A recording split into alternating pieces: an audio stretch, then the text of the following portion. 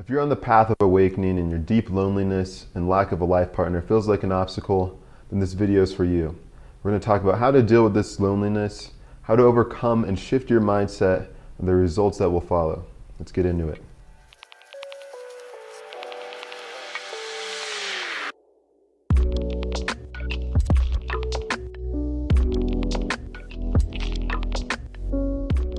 What's up? Another day leveled up. It's your boy Salem, back with another one for you. So here you guys are feeling lonely. Now today we're going to be talking about how to deal with loneliness. This is a big topic. A lot of people on their spiritual journey, and just this time that we're living in of 2020, it's a big deal. There's a lot of people that just need connection, and they're seeking the internet and a lot of different things for this type of fulfillment. So let's get into it. First off, Tinder and internet dating are not the solution. Don't stray too far. Come reel it back in, okay? Don't go looking for solutions if the solutions you're seeking are not the cause of the problem. You're not going to find and seal up your sense of loneliness by trying to find a counterpart or a partner, because they weren't the cause of it in the first place. The loneliness cannot be solved on the physical plane. This is an internal battle that we have to face ourselves. You see, majority of the things that we seek, majority of the time we lacked it growing up. In my life, I lacked having a father figure and that type of loving support, and just knowing that I was of value. That in my life, I sought this out and just dating multiple women. I would just always be trying to seek out and solve this internal loneliness that had been with me since a child, but I would always try to find it in someone else, and I would do it to no avail. I would not be in relationships too long because I would figure out like it wasn't fulfilling to me, and then I would just try again and try again, but to no avail. I would always be back to square one and having to deal with my own shit. What helped me was my streak of celibacy. Not saying that celibacy and forgetting all about sex and everything is the key, but realize where this is stemming from. To me, I was seeking that validation and trying to seal up the loneliness by dating and needing affection. But for me, what it did was it forced me to figure out how to be worthy and how to deal with my internal thoughts and emotions and feel worthy without a counterpart. Because I made a point to myself that no matter if I had a partner or not, I'm going to wake up and feel worthy. I'm going to do what I have to do and find joy and love without someone else and just my own time. This day and age, I could be at home and just have the time of my life. Like, my girlfriend will call and I'll be just laughing, just running around my place like a madman. But I figured out how to really enjoy my own time, and that's the key. I mean, if you can enjoy your own time, someone else will enjoy it as well. If you can't deal with yourself at home alone, why would you bring someone else in on this? It's like, they're not gonna enjoy that. Fix yourself, and then all that is secondary. Never try to solve loneliness with a counterpart. That is all secondary. Until you could see yourself and everyone around you in the form of spirit, you will try again to no avail, and you will always have to go back and try to figure out what is going on internally. You'll find if you haven't gone past the form of your identity in society, like your occupation, your status, male or female, you will always be in this uphill battle, and relationships will never be fulfilling. You'll find if you get into a relationship with this sense of loneliness that you carry it into the relationship, you'll still feel lonely because you'll feel like this partner doesn't understand you, and you'll have a sense of trying to get out of a relationship. And then all those people that are out of a relationship are having the need to get in one. And it's just like, it never works because they're not seeing where this all stems from. You should never want a partner who is seeking a relationship, because in the act of seeking a relationship, you are moving with a lack and an energy that you need something when that person will never give it to you. When me and my girlfriend started dating, she told me that she wasn't looking for a relationship.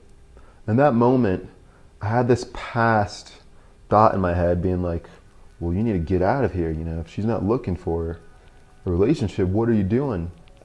But what I did was chose to see the beauty in that statement, because in reality, I'm not really looking for one either. I'm here just enjoying your time, having great conversation, just enjoying just the spirit.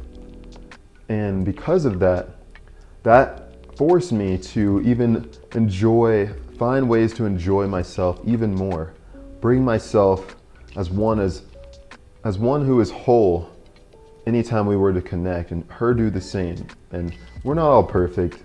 Those past lacks in childhood will always try to creep up, but you have to at least be conscious and aware when they try to creep back up and destroy the current situation at hand. In the absence of a partner, you may still notice the lack in the space on the level of form, but the key is to not let this consume you.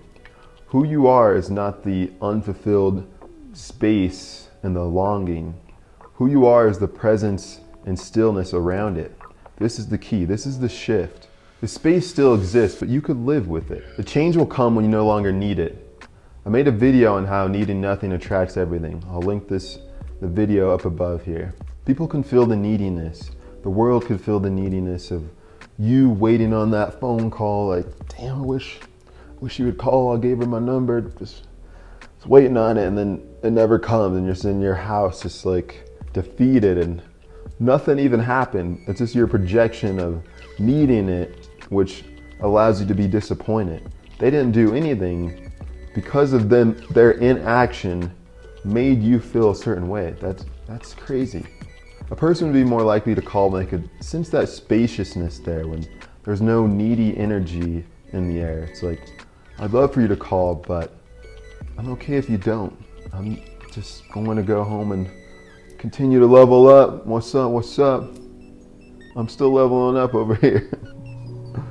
But you gotta have fun regardless. It's like, if you call or not, sorry, but I'd love for you to join, but I'm still gonna do what I do regardless.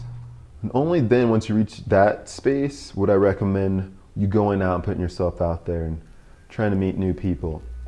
You could go to bars, nightclubs, but you may not meet the most conscious people there, but you gotta be open to new opportunities. There's nothing wrong with putting yourself online as well. It's like, you can't be closed off to where your opportunities and blessings will come from. It's like, that's not up for you to decide.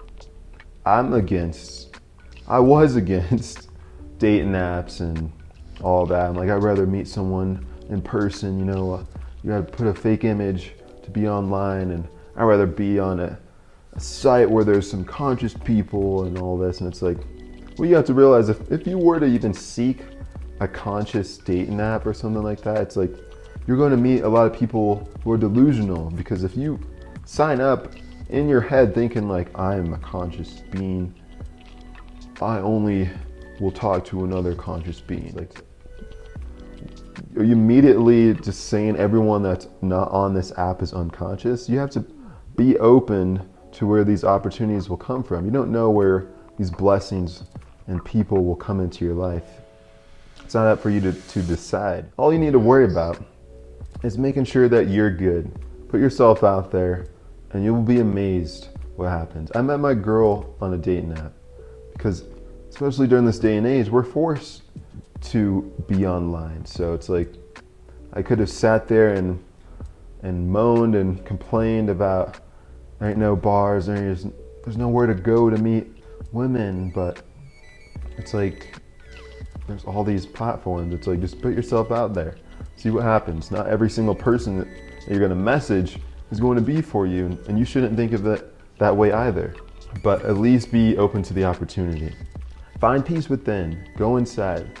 Before you go to Tinder, why don't you try going to that Tinder little heart of yours? Make sure you're mended. Make sure you're whole. Take action only after, then see what happens. I promise you'll be surprised. That wraps this video up. If you guys resonated with this, feel free to like, comment, subscribe, hit the notification bell to be notified when I drop more content. Stay tuned to the next videos. I'm loving just talking to you guys and being more vulnerable and just enjoying bringing information that you guys want and love. So that said, just know a belief may be comforting, but only through true experience can be liberating. Grant yourself permission to level up. Until next time, it's your boy Salem. I'm out.